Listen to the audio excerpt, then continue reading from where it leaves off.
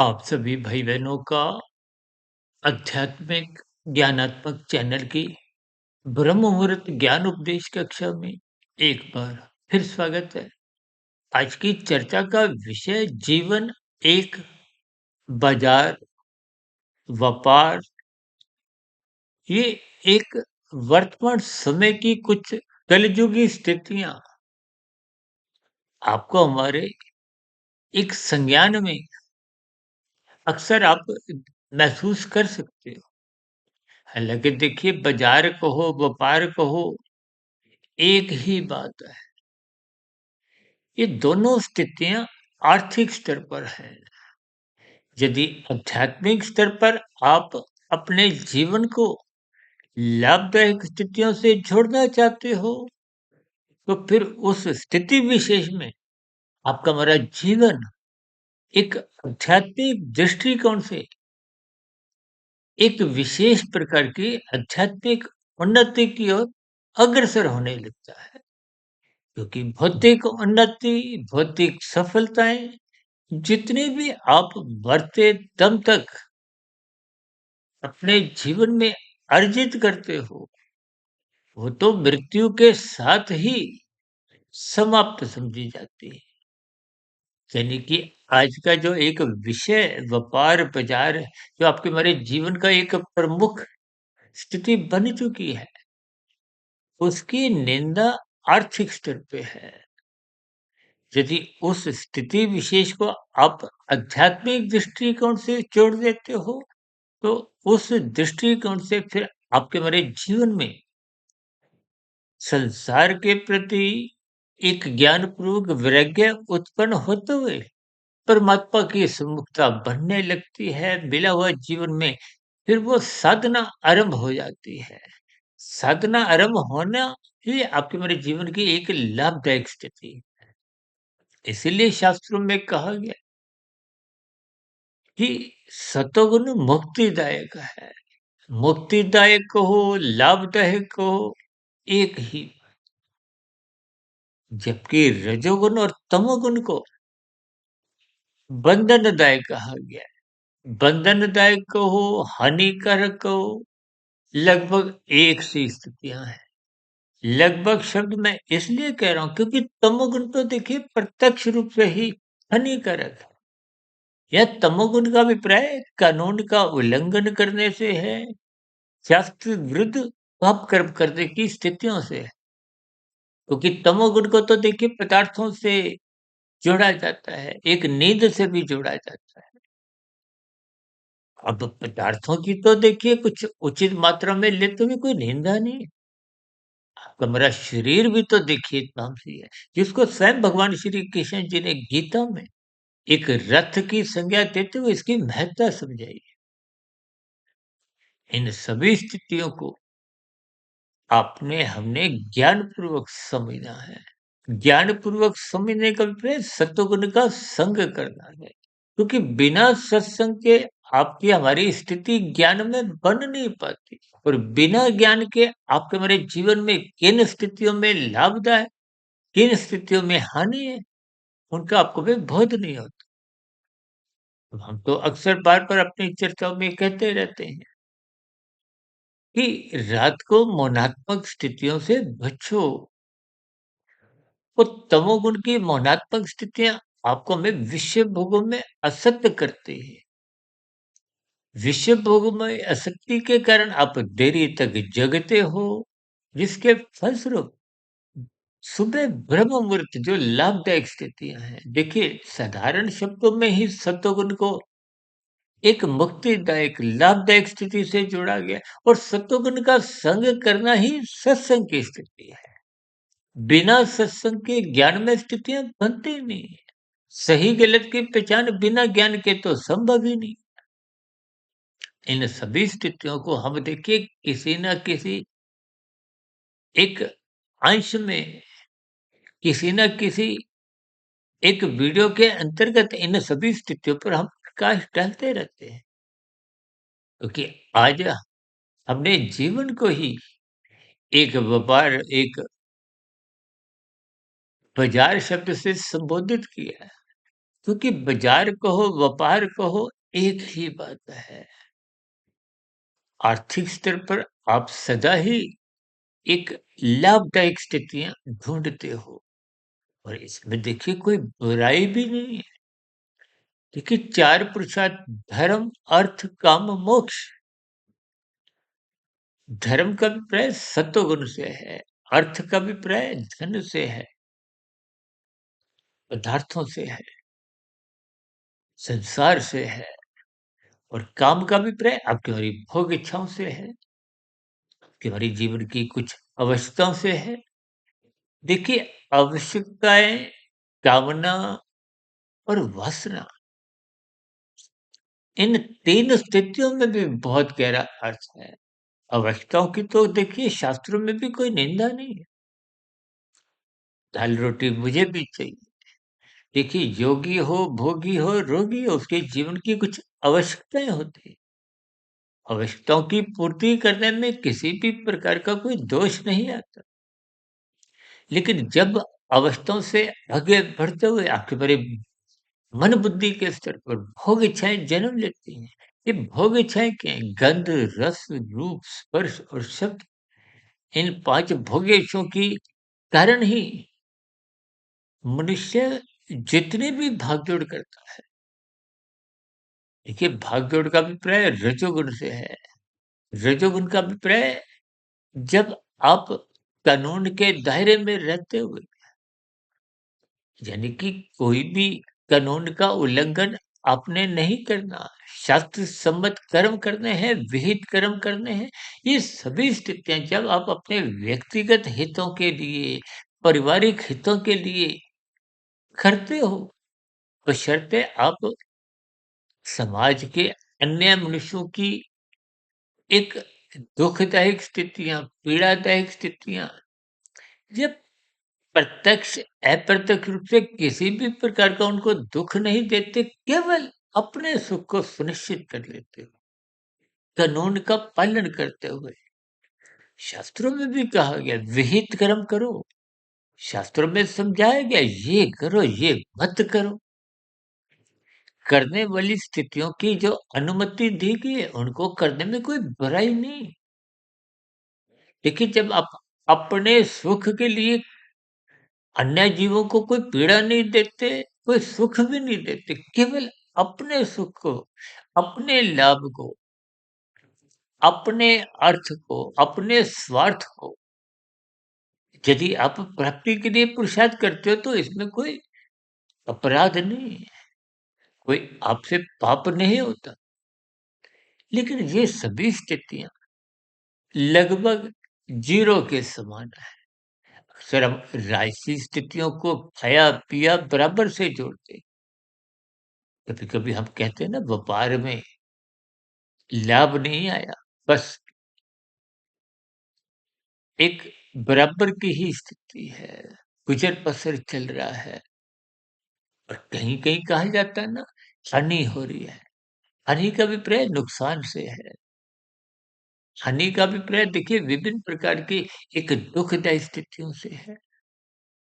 हानि का अभिप्राय विभिन्न अर्थों में आप ले समझ ही सकते यानी कि जीवन एक व्यापार, बाज़ार इसको आप जितना-जितना गहरे तल पर समझते जाओगे, उस व्यापार के अंतर्गत जब आप आर्थिक स्तर पर सचेत रहते हो, यानी कि सदा ही लाभदायक स्थितियों से आप उस दिशा की प्राप्ति के लिए पुरुषार्थ करते हो। मन बुद्धि को एक विशेष स्तर पर लाभ प्राप्ति के लिए ही प्रयास करते हो, बशर्ते आप दूसरों को पीड़ा नहीं देते, दुःख नहीं देते। लेकिन यही स्थितियाँ यदि आप आध्यात्मिक स्तर पर अपने जीवन में ढूँढते हो, उनके लिए आप प्रयास करते हो, तो निश्चित रूप से फिर आपका हमारा मिला हुआ जीवन सार्थक दिशा की ओर जाने लगता है। क्योंकि आध्यात्मिक स्तर पर आप जितना-जितना परमात्मा की स्थितियाँ प्राप्त कर लेते हो, वो लाभदायक स्थितियाँ हैं। देखिए, जब आध्यात्मिक उन्नति के दरवाजे साधना करते करते खुलने लगते हैं, तो वो आपके हमारे जीवन की कार्य शरीर में एक शुद्ध कमाई की स्थितियां बनती है, शुभ संस्कार बनने लगते। देखिए, जब आप तन के स्तर पर, स्थूल शरीर के स्तर, क्योंकि व्यापार का भी प्राय स्थूल शरीर के स्तर पर है। आप अपने बच्चों को भी देखिए, भौतिक शिक्षा के लिए जो बच्चों को ढाई 3-4 वर्ष के होते ही भौतिक शिक्षा के लिए आप स्कूल भेजते हो।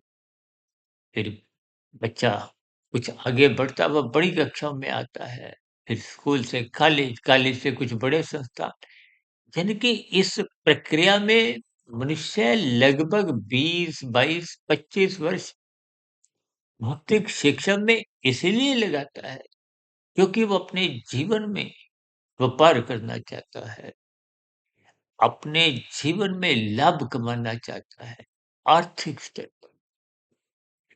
देखिए, आर्थिक स्तर पर लाभ कमाने का अभिप्राय आपकी हमारी भोग इच्छाएँ, जो 5 गंध, रस, रूप, स्पर्श और शब्द है। इन सभी स्थितियों को ही जब आप एक विशेष स्तर पकड़ने की कोशिश करते हो, प्राप्त करने के लिए भाग-दौड़ करते हो, इसका अभिप्राय क्या है?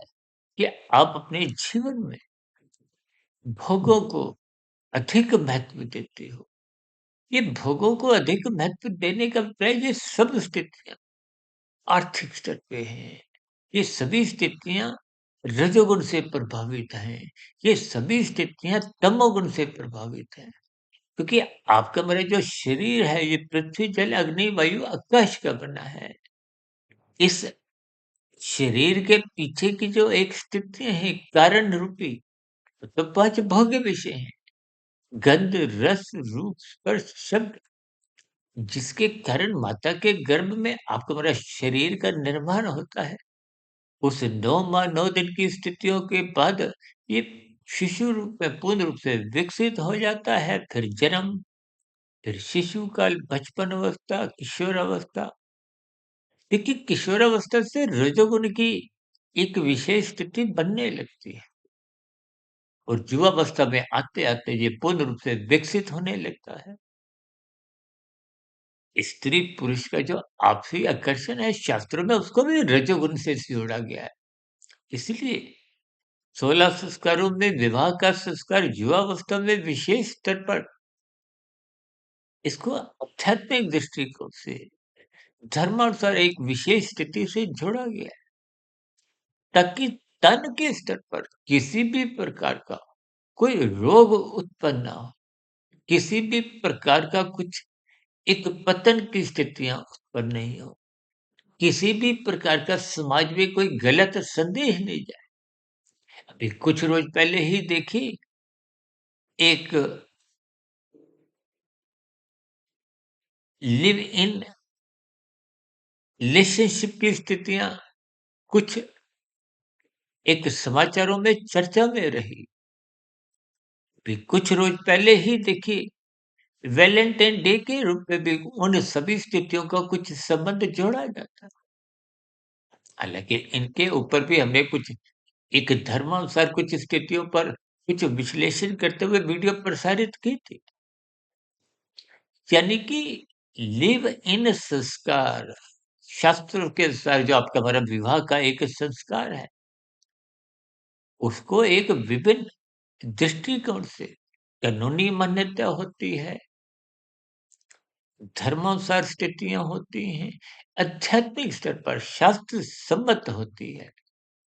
जबकि लिव इन रिलेशनशिप जैसी स्थितियां या कुछ और वैलेंटाइन डे जैसी कुछ स्थितियां भले ही कानूनी स्तर पर कहीं-कहीं कुछ छूट दी गई हो, लेकिन शास्त्र विरुद्ध ये सभी स्थितियां संस्कार विरुद्ध होती है, जिनकी शास्त्रों में एक साधारण परिस्थितियों में निंदा की जाती है। आज आपके हमारे जीवन में इस बिगड़े हुए रजोगुण के कारण ही सत्वगुण कमजोर होता है। या यूँ कहो कि जब-जब आपका हमारा सत्वगुण कमज़ोर होता है, तो अक्सर रजोगुण के बिगड़ने की संभावना होती है। रजोगुण का बिगड़ने का मतलब ही जीवन एक बाज़ार, जीवन एक व्यापार, जीवन के भोग विषय, आज सुख-सुविधा के साधन बढ़ते जा रहे हैं। कि हमारे जीवन में ये 24/7 विषय भोगों की आसक्ति, ये निरंतर आपके हमारे जीवन में प्रवेश करते जा रही है। ये सभी स्थितियाँ, भोगों की आसक्ति, ये बाज़ार की स्थितियाँ, व्यापार की स्थितियाँ, ये निश्चित रूप से तुम्हारे जीवन में सत्वगुण का अंकुरण होने नहीं देती, सत्संग के प्रति रुचि जगने नहीं देती, जिसके फलस्वरूप हमारा धर्म कमज़ोर होने लगता है। जब धर्म कमज़ोर होने लगता है, तो फिर ये अर्थ और काम नाचने लगते हैं, पशु वृत्तियाँ पनपने लगती हैं। ये पशु वृत्तियाँ पनपते-पनपते मनुष्य कानून का भी उल्लंघन करता है, शास्त्र विरुद्ध कब कितने पाप कर्म करता है, वो अपना कर्माशय बिगाड़ता है, अपने संस्कार बिगाड़ने लगता है। या यूँ कहो कि इसका कारण शरीर गर्भाशय और संस्कारों के स्तर पर बिगड़ने लगता है। और ये गिरने बिगड़ने की स्थितियाँ जब स्थूल शरीर की मृत्यु हो जाती है, तो अगली जोनी का जो एक आधार है, देखिए आप भाई-बहनों को हो सकता है ध्यान हो, तकरीबन 5 वर्ष पहले हमने एक वीडियो प्रसारित किया था। मनुष्य के मरने के बाद का अगला जीवन, अगली जोनी, अगला जन्म, ये सभी स्थितियों का हमें कुछ तर्कपूर्वक चिंतन करना चाहिए। क्योंकि कुल जोनियाँ 84 लाख प्रकार की हैं। जिसमें 80 लाख प्रकार की तामसी निंदक दंडमयी योनियां हैं, नीचे की योनियां हैं। उन योनियों का अभिप्राय क्या है? वो दुखदायी स्थितियां हैं। भले ही परमात्मा क्योंकि परम दयालु हैं, परमात्मा ने नीचे की योनियों को क्रमशः अचेत रखा है। पशुओं से अधिक अचेत पक्षियों को रखा है, पक्षियों से अधिक अचेत कीड़े मकोड़े कीट पतंगों को रखा है, से भी अधिक अचेत वनस्पति जोनी को रखा है, क्योंकि वो तो आपके हमारे जीवन का एक आहार है कि हमारी रसोई में जितने भी सब्जियां आती हैं, फल आते हैं, ये मिर्च मसाले, दालें, गेहूं, चावल, ये सब देखिए वनस्पति का ही रूप है। ये सभी स्थितियां आपका हमारा आहार है, भोजन है, जिनको शास्त्र भी अनुमति देते हैं, क्योंकि वनस्पति जो नहीं पृथ्वी से बंधी हुई है, वो चल फिर भी नहीं सकती, भाग नहीं सकती। आप मच्छर को पकड़ो तो वो भागता है अपनी रक्षा के लिए। आप मक्खी को पकड़ो, पक्षी को पकड़ो, पशु को पकड़ो। पकड़ने का अभिप्राय उसको एक दुखदायी स्थितियों से है। देखिए आज मांसाहार भोजन के संदर्भ में आप जानते हैं कि पक्षियों की, पशुओं की हत्या की जाती है। यानी कि उनको पकड़ के मार दिया जाता है। क्यों?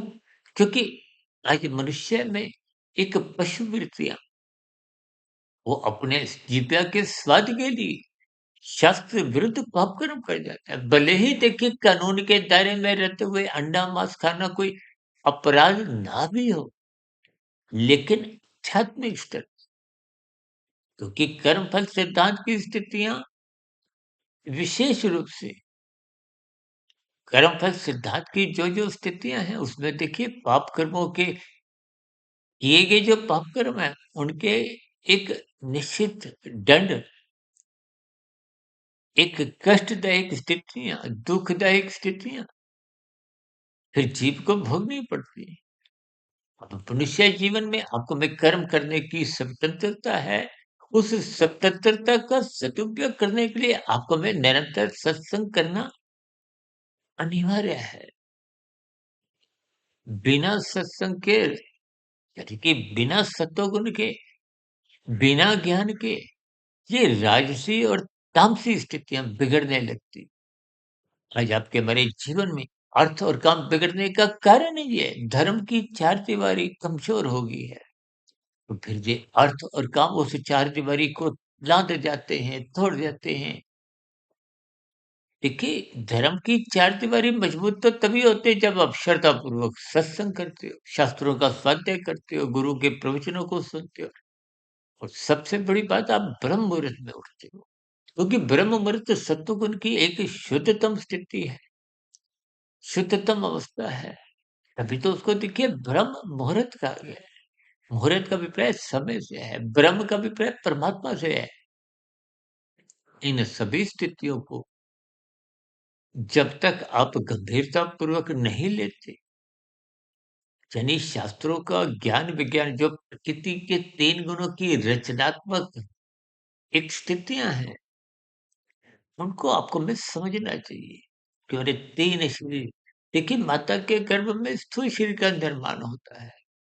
सूक्ष्म शरीर, कारण शरीर ये तब तक बने रहते हैं जब तक आप और हम मायातीत की स्थिति में नहीं पहुँचते। यानी कि मनुष्य जीवन में साधना करते-करते जन्म-मरण के बंधनों से मुक्ति पाते हुए, यानी कि जब स्थूल शरीर के रहते-रहते कारण शरीर शुद्ध हो जाता है, पवित्र हो जाता है, उस स्थिति विशेष में फिर पुनः भौतिक जगत में बंधन रूपी जन्म नहीं लेते। वो मायातीत की स्थिति है, मोक्ष की स्थिति है। यानी कि जब तक धर्म मजबूत नहीं होगा, तब तक ये अर्थ और काम भी बिगड़ते रहते हैं और मोक्ष प्राप्ति का तो लक्ष्य दूर-दूर तक बन ही नहीं पाता। इसलिए बार-बार शास्त्रों में कहा गया कि निरंतर श्रद्धापूर्वक सत्संग करो, शास्त्रों का स्वाध्याय करो, गुरु के प्रवचनों को अक्षरपूर्वक सुनो, ब्रह्म मुहूर्त में उठो। ये निरंतर स्थितियाँ जब एक क्रमबद्ध तरीके से श्रद्धापूर्वक बनी रहती हैं, तो फिर निश्चित रूप से कि हमारे मन बुद्धि के स्तर पर स्वभाव सात्विक बनने लगता है। ये निरंतर प्रक्रिया पर चलते-चलते कारण शरीर में शुभ संस्कार बनने लगते हैं। वो शुभ संस्कार ही पहले के बने हुए बुरे संस्कार जो आपको में रजोगुण और तमोगुण में गिरा रहे थे, उनको कमज़ोर करने लगते हैं, समाप्त करने लगते हैं और जब बुरे संस्कार दग्ध भी हो जाते हैं, तो शुभ संस्कारों की जीत हो जाती है। ये जीत का मतलब क्या है कि जब कारण शरीर शुद्ध हो जाता है, जब कारण शरीर शत प्रतिशत शुद्ध हो जाता है, तो फिर आत्मा पर किसी भी प्रकार की कोई बुरी परछाई नहीं होती। आत्मा अपने मूल स्वरूप में स्थित हो जाती है और आत्मा परमात्मा का तो देखिए सजातीय संबंध पहले से ही है। इन सभी स्थितियों को ध्यान में रखते हुए सभी भाई-बहनों को अपने मिले हुए जीवन का जो एक व्यापार की, बाज़ार की जो आर्थिक स्तर पर स्थितियाँ जिनमें आप और हम संलग्न हैं, उन स्थितियों से ऊपर उठते हुए आध्यात्मिक स्तर पर अपने जीवन का एक मूल्यांकन करते हुए आध्यात्मिक कमाई की ओर निरंतर अग्रसर होना चाहिए। क्योंकि आपका मेरा मिला हुआ जीवन भौतिक स्तर पर सफल हो और आध्यात्मिक स्तर पर ये निरंतर शुद्ध कमाई करता-करता सार्थक दिशा की ओर बढ़ने लगे। क्योंकि शुद्ध कमाई जितने अंश में आप और हम इस जीवन में कर लेते हैं, वो मरने के बाद भी सुरक्षित बनी रहती है। ऐसी स्थिति में फिर वो अधोगति की जो 80 लाख प्रकार की दंडनीय तामसी योनियाँ हैं, उनमें जाने से भी आप और हम बच जाते हैं। पुनः मनुष्य योनि की प्राप्ति होती है। गुरुजनों का संग सहज ही उपलब्ध बना रहता है। देखिए, जब संस्कारी माता-पिता के यहाँ जन्म होता है, गुरुजनों का संग बना रहता है, तो पुनः आपकी हमारी आध्यात्मिक यात्रा उस परमात्मा की ओर ही अग्रसर निरंतर बनते एक पूर्ण मायातीत की स्थिति को प्राप्त हो जाती है, तो फिर जन्म-मरण के बंधनों से अपरम मुक्ति पा लेते हैं। इसलिए मेरी आप सभी भाई-बहनों से विनती है कि वर्तमान मिले हुए जीवन को लाभदायक एक शुभ संस्कार बनाने के दृष्टिकोण से ही आपको हमें साधना करनी है। और साधना करने के लिए सात्विक स्थिति मजबूत करनी आवश्यक है। और सात्विक स्थिति तभी मजबूत होती है जब आप सत्वगुण का संग निरंतर करते हुए अपने जीवन को सात्विक अनुशासित बनाए रखते हो। ऐसी सभी सात्विक शुभ स्थितियां कि हमारे जीवन में भी बने, ताकि निरंतर आपका मेरा जीवन आध्यात्मिक उन्नति की ओर अग्रसर हो। इन्हीं शुभकामनाओं के साथ चर्चा विशेष को अब यहीं विराम देते हैं। दिन में फिर मिलेंगे आध्यात्मिक ऑक्सीजन के अंतर्गत लघु ज्ञान संदेश में, और शाम को प्रश्नोत्तर ज्ञान कक्षा में कल सुबह पुनः मिलेंगे आध्यात्मिक ऑक्सीजन से आगे निकलते हुए ब्रह्म मुहूर्त ज्ञान उपदेश कक्षा में। इन सभी स्थितियों का आप भी लाभ उठाएं, ताकि आपके हमारे जीवन में आध्यात्मिक उन्नति के दरवाजे क्रमशः खुलते जाएं। इन्हीं शुभकामना के साथ चर्चा विशेष का अब यहीं विराम देते हैं। आप किसी भाई बंधु का इसकी वीडियो संबंधित या अब तक की प्रसारित 3000 वीडियो से संबंधित आपके मन में कोई प्रश्न हो, कोई के मन में किसी भी प्रकार की कोई शिकायत हो, या हमारे 3 आध्यात्मिक चैनलों के प्रति आपके मन में कोई सुझाव हो, इन सभी स्थितियों का नीचे दिए गए कमेंट्स बॉक्स सदा ही स्वागत है। चर्चा विशेष को ध्यानपूर्वक, धैर्यपूर्वक, गंभीरतापूर्वक सुनने के लिए आप सभी भाई-बहनों का बहुत-बहुत धन्यवाद।